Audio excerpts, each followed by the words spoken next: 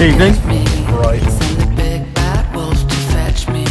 I've been staging a protest, swapping guns for roses. Resorted to reverie, campaigners for liberty. Here to render a legacy. We are the dreamers and the party queens. I just wanna be myself for a day. Follow me and no one else today.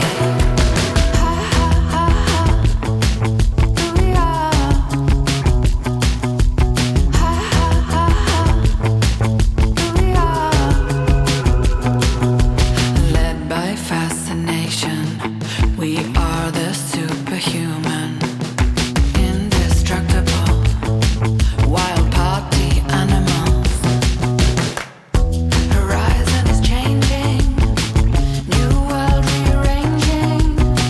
This fear is contagious, we'll lead them out into greatness. I just wanna be myself for a day. Follow me and no one else today. I just wanna be myself for a day. Follow me and no one else today. Go tell them all what we've done. We're children of the future, run when we tell you to run. Come join the revolution, stand up and throw down your guns. The new generation, run when we tell you to run. Let's start a revolution. We fight, we fight. Let's start a revolution. We fight, we Let's start a revolution. I just wanna be myself for a day. Follow me and no one else today. Let's start a revolution. Let's start a revolution.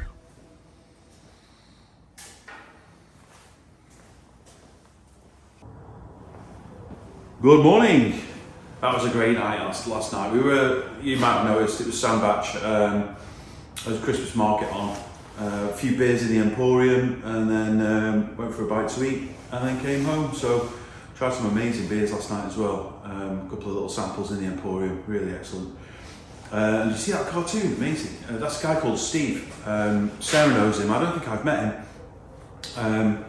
And he just loves to draw. So he's seen us around on social media and decided to do his little sketch, which it's phenomenal. I'm going to get it framed. Don't know where we'll put it exactly, but it's definitely going up in here. So thanks, Steve. Really appreciate that. Non-brew day today. We've got sufficient beer to last us until Christmas. I'll brew next weekend, Murgy Straight. That's going to be, obviously it's not going to be ready till probably Christmas Eve, but we have sufficient beer to support all the regulars with their regular weekly drops, plus some small amount of surplus for any repeat orders we might get from barley hops, fingers crossed. I've got another one in Congleton. I'll talk about that in the next video. So that'll be 2 pubs in Congleton. That's great for us, either side of town, different customers.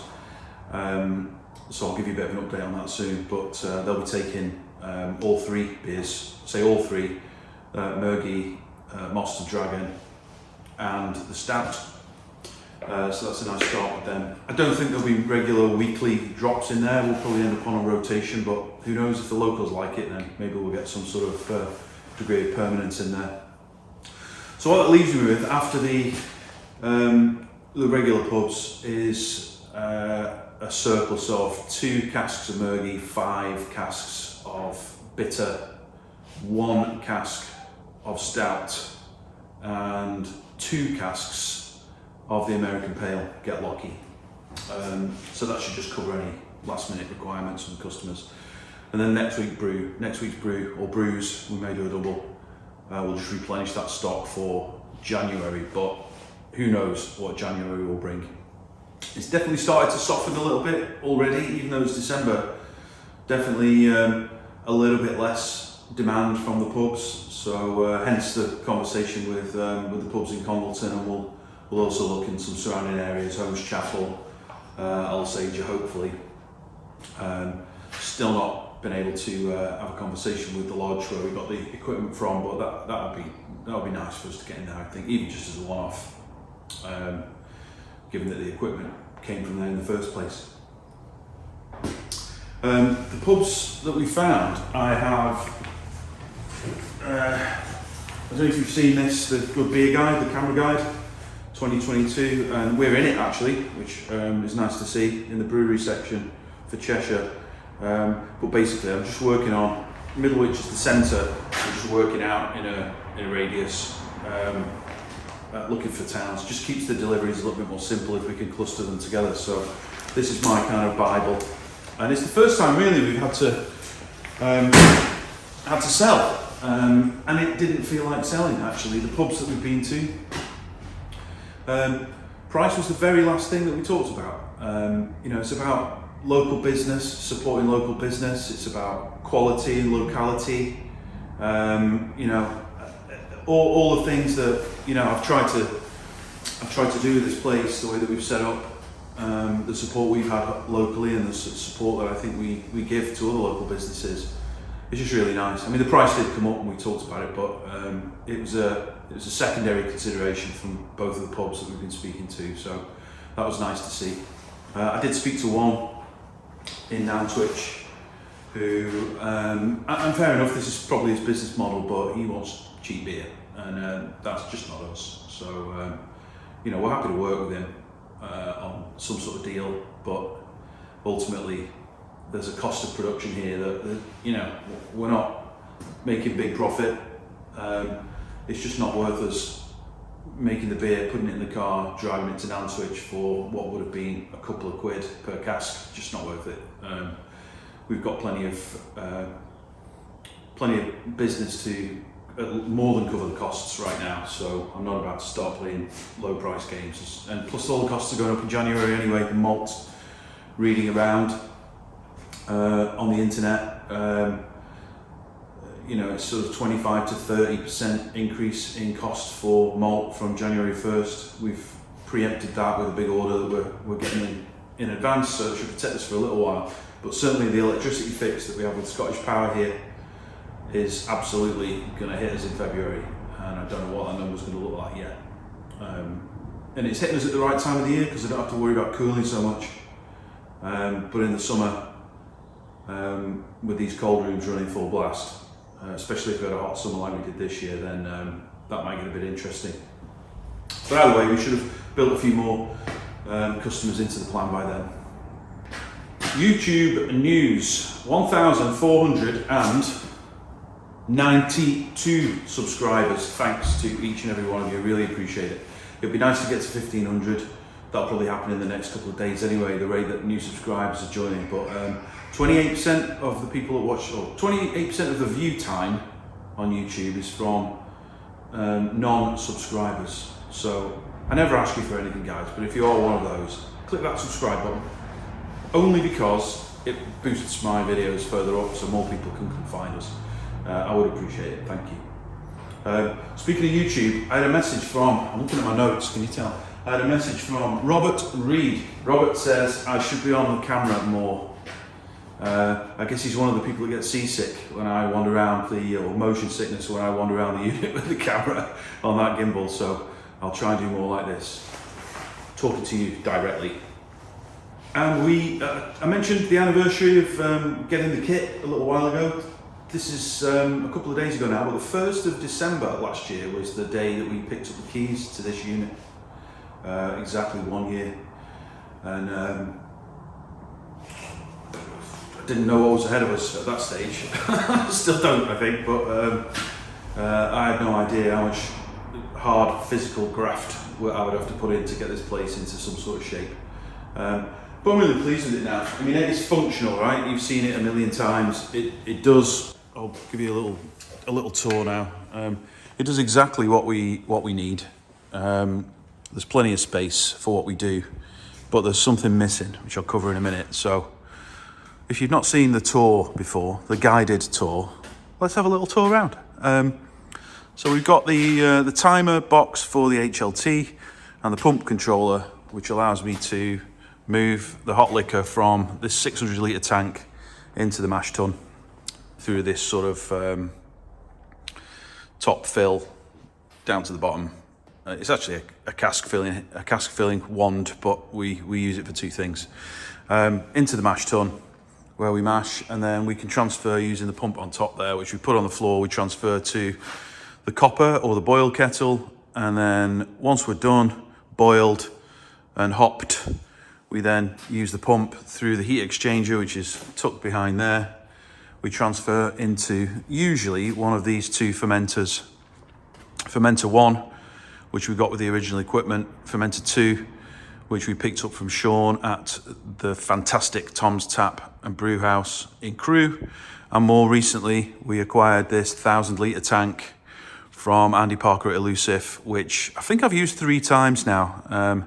We really need to start to think about doing doubles of Mergy into that, because I've done the costings for gluten-free, and it makes no sense doing 8 at a time if we're going to go gluten-free on Mergy Straight. The cost of testing, it's not so much the cost of the enzyme even, it's the cost of the test proportioned across 8 casks doesn't make sense. It's about 80 to 100 quid, so it's going to put the price up by £10 a cask, and that won't wash. But if I do 16s, then obviously, or more, 20s, then it allows us to proportion that cost over more finished product and brings the impact of it right down. So we are definitely doing a Mergy in gluten-free, and we'll see how it goes. I don't think there's going to be any difference to the taste or quality, but I definitely have made some gluten-free friends, celiac friends, who would love us to do gluten-free. So I'll keep you posted on that anyway. Other stuff we've got on this side is the remote cooler, which serves a multitude of purposes. It keeps the cold rooms cold in the summer. It allows me to control the temperature of all of the fermenters, not all at the same time, although I've never tried it. Maybe it would work. Certainly, it can certainly manage to keep 2 of them at a sensible fermentation temperature, and it also allows me to crash cool them down to about 4 to 5 degrees, depending on weather and things. This contraption you see below is my hastily thrown together tank warming device, and inside there, see if I can give you a little peep. Inside there, we've got water at some 30 odd degrees and a couple of submersible pond pumps. And it's a bit manual right now because I've not got the ball valves, the motorized ball valves to do it, but what that allows us to do is to circulate slightly warmed water around the jacket of the tanks, much like we do with the glycol. We circulate slightly warm water around to maintain that fermentation temperature. These are not particularly well insulated. They lose a lot of heat out of the top. The sides are, but the heat rises, and big steel surface, it's just like a radiator. So sometimes the fermentation itself is good enough to keep us roughly where we need to be. But I came in earlier this week and they dropped. We were only on like day 2 or 3 of fermentation, and they dropped right down to like low to mid teens. So we hooked that up again. Hop fridge and a little prep area with finings, which I usually keep in the cold room, but it's colder out here, so that's okay. Little hop collection and yeast collection in there. Then the bottle filler, which I should talk about, but the bottle filler there, which that particular one was lent to me by 4Ts. So we're going to give that a whirl. I know I keep saying that, but just life keeps getting in the way, I'm afraid. Caustic delivery there, which I've bought a load because the price of that's gone up. It used to be 25 quid for 25 litres, and now it's like 70 quid. Bonkers. And they make it around the corner here. And then the grain stock. That's pretty much all extra pale there, and on this pallet in the middle here, I've got Maris Otter and some roasted malts and other bits and pieces there as well.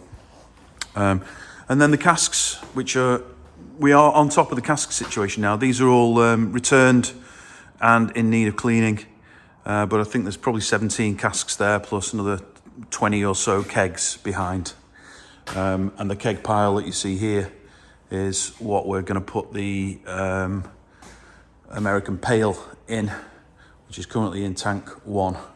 That's going to go in next weekend. It's a big weekend next weekend. I think I've got 2 to rack, batch 24, get lucky. Should be 10 casks and 8 Mergy straight that will be ready simultaneously. And I also need to do a double brew, so all hands to the pump for that one. So,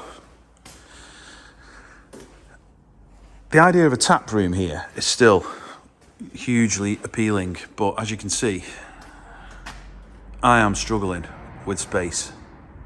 The unit next door is still available. It's about the same size as this, but it's going to cost probably another 500 quid a month. And we don't currently have that sort of profit margin in the business to be able to cover that right now without me putting more cash in. So we've got to build this to a critical mass where we can cover that cost next door while we fit it out and get started. I know it seems a little pessimistic not to just go for it, but that's the whole ethos of this business, is keeping stuff under control. Glass is half empty. The other option that we've got outside, and I did speak to Brian about this a while ago, is this little unit here, which is not big enough. I don't know if you can see in there or not. It's not really that big in terms of getting people in, but definitely casks storage, grain storage could go in there and free up some space. We need to think about loos as well if we've got customers in, and when we do have Satan's toilet. I'm not calling you Satan, Mike, by the way. Just saying. We do have the toilet from hell, but I wouldn't want to send customers in there. So portaloos maybe, or maybe that little space that I just showed you outside could be a little toilet maybe. Or the other option is don't do it here. There may be a little retail place or two on Middlewich High Street that we can think about for about the same kind of money. I was looking yesterday, just curiosity really, no plan. About the same, 500 to 600 a month for, ground floor retail space. Similar size to the Emporium kind of thing. So I don't know, but just thinking about the future now, I guess, as we've ticked over the 1 year anniversary, you sort of reflect and plan a little bit. So maybe this won't be a tap room, but maybe it will. What do you think? Let me know in the comments. Lovely dry hop in. I've not spoken to him before, but I spoke to John from Lord's Brewing. I'll put his details on the screen somewhere. Fellow YouTuber, brewery up in, I think they're kind of, I'll get this wrong now, are they like Huddersfield way, somewhere around there? Rochdale? Somewhere up there, anyway, northeast of here. And I've watched some of his videos over the recent year or so, and meant to get in touch. Anyway, he beat me to it, he just called me the other day, so we had a good chat. He's got a bit of kit that I can't fit in anywhere, but I'm probably going to have it anyway. It's another tank. I think it's similar size to that, maybe a little bit less. But the price that he wants for it is pretty reasonable. It's not the newest, it's a bugger to clean. May even do for more HLT, a bigger HLT, or maybe as a cold liquor tank or something. But either way, it's a big tank, stainless steel, and I'll find somewhere for it to go somewhere. Just chatting to Chris at Hush in Northwich, just now actually, just texted him before I press record. He's down at their brewery now, so I'm going to pop over because they've just set up a tap room in a bigger than this, but in a similar setup. I just want to see how they've done it and see if I can get any ideas for space saving, whether it's set up permanently or they pull the tables out and fold them up or something. Don't know. I'm going to go and have a look. So you can come with me. I have arrived. Here we are. Chris apologises his estate because they're still tidying after the open day. They've got another open day, which I'm going to come down to, I think, on what's the dates? 16th, 17th and 18th. 16th, 17th, 18th of December. And this is what I came to look at, just what they've done here. I thought these tables would be foldy uppy ones, but they're not, they're permanent. But they've got a bit more width in here to move into the side while they're working. I don't know if any of you have seen in here before, but the paint job on these tanks is amazing. They spent a lot of time. It makes me very jealous. Look at that. It's like Balamori for beer. Very good. It's a bit different. It is. Yes, they've got these also. We were looking before at these, I was looking at these fold-up Munich style tables. These are the sort of UK version of the Munich tables, which you can fold up and stack away, so they may be a bit more appropriate for our needs, but definitely got me thinking. So yeah, get yourself down to Hush in Northwich on the dates again. 16th, 17th, 18th. 12:30 till 11 on the Friday, Saturday, and then 12 till 8 on the Sunday. Magnificent. I'll be down. Cheers, mate.